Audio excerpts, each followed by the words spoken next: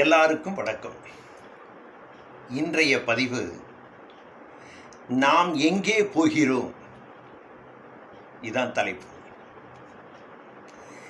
யாரடா மனிதன் இங்கே, கூட்டிவா அவனை இங்கே. யாரடா மனிதன் இங்கே, கூட்டிவா அவனை இங்கே.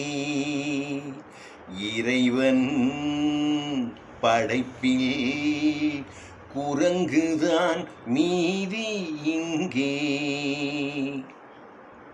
கண்ணதாசனுடைய ஒரு பாடல். இந்த பாட்டு தான் இப்போதைக்கு ஞாபகம் வருது. ஏன் அப்படின்னா, அறிவியலும் தொழில்நுட்பமும் நாகரீகமும் அப்படி வளர்ந்து வரக்கூடிய இன்றைய காலச்சூழலில் தமிழ் இலக்கிய மாண்புகளை மறந்துவிட்டு மனிதர்கள் இயந்திரங்களோடு தானும் இயந்திரமாக சுழன்று கொண்டிருக்கின்றான். அப்போ தமிழனுடைய மாண்புகள் என்ன? இலக்கியம்தானே. தன் அண்ணனை விட தனக்கு பெரும் புகழ் கிடைக்கும் என்று ஆருடம் சொன்னதால் அண்ணனுக்காக இல்லத்தை மட்டுமல்ல இல்லறத்தையே துறந்தவன் சிலப்பதிகாரம் தந்த இளங்கோவடிகள். தியாகத்தை கற்றுக் கொடுக்கப்படக்கூடியது சிலப்பதிகாரம். ராமாயணத்தில் என்னிலும் நல்லன் பரதன், அவனே அரசாளன் என்று விட்டுக் கொடுக்கிறார்.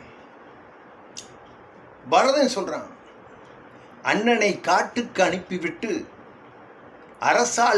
அரசாள்வது என்பது மடமையான செயல்பாடு என்று மனம் வெதும்புகிறான் பரதன். பிறவி எடுத்ததே அண்ணனுக்கு தொண்டு செய்யத்தான் என்று தன்னுடைய சுகபோகங்களை எல்லாம் துறந்து வாழ்ந்தவன் லக்குவன்.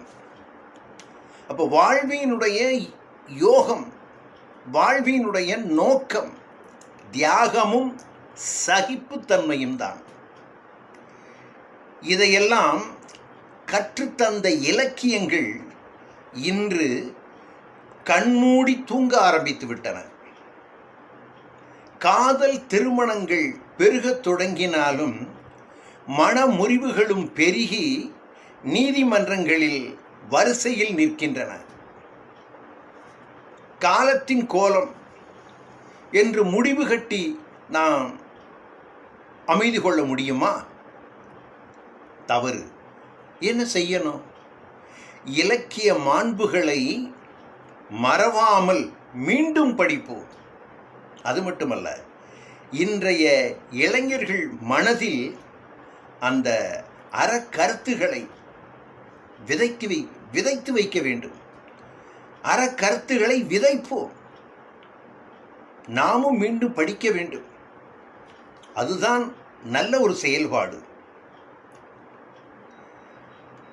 ஒரு பண்பாடு இல்லை என்றால் பாரதம் இல்லை.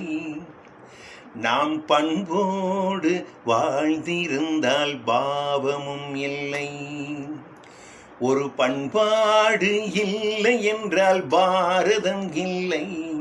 நாம் பண்போடு வாழ்ந்திருந்தால் பாவமும் இல்லை. சிறகில்லாமல் தள்ளாடும் செல்ல கிளிகள் என் கண்ணோரம் இப்போது கண்ணீர் துளிகள். பண்பாடு இல்லை என்றால் பாரதம் இல்லை. நாம் பண்போடு வாழ்ந்திருந்தால் பாவமும் இல்லை. நன்றி. மறந்து விடாமல் சப்ஸ்கிரைப் பண்ணுங்க. உங்களுடைய கருத்துக்களை பதிவு செய்யுங்கள். மீண்டும் நல்லதொரு பதிவோடு தங்களை சந்திக்கின்றேன். வணக்கம்.